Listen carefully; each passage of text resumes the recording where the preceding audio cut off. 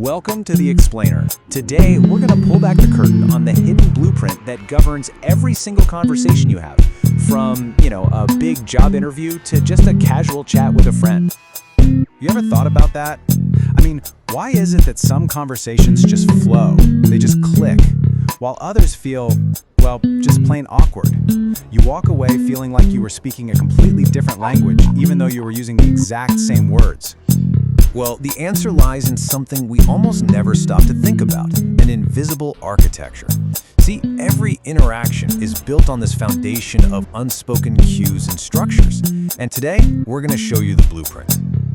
Okay, so what are the tools we're using to build this thing? It turns out every interaction, whether you realize it or not, is put together using three fundamental elements. Let's break them down. First up is space, or what researchers have a fancy name for, proxemics. Now, this isn't just about how close you stand to somebody. It's about the territory we claim. You know, how you spread your stuff out on a table at a coffee shop? It's also about how we arrange ourselves in a room. All of it, every little bit, sends a message from I'm comfortable with you to I'm in charge here. Next, we've got timing, or chronemics. This is all about the rhythm and pace of our actions. Just think about the power of a perfectly timed pause in a speech, or what it means when someone shows up late to a meeting, or even the difference between a quick, sharp gesture and a slow, deliberate one. Time adds this whole other layer of meaning to everything we do.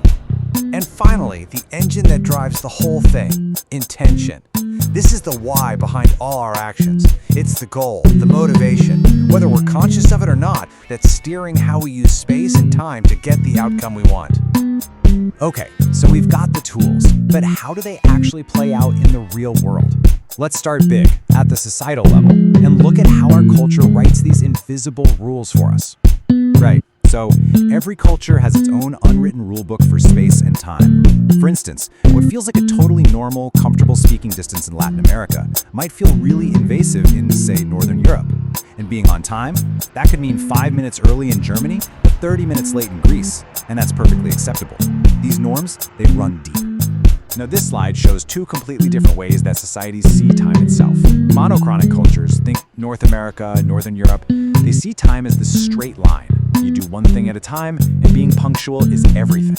But in polychronic cultures, like in Latin America or the Middle East, time is way more flexible. It's fluid. In relationships, they're way more important than sticking to a strict schedule.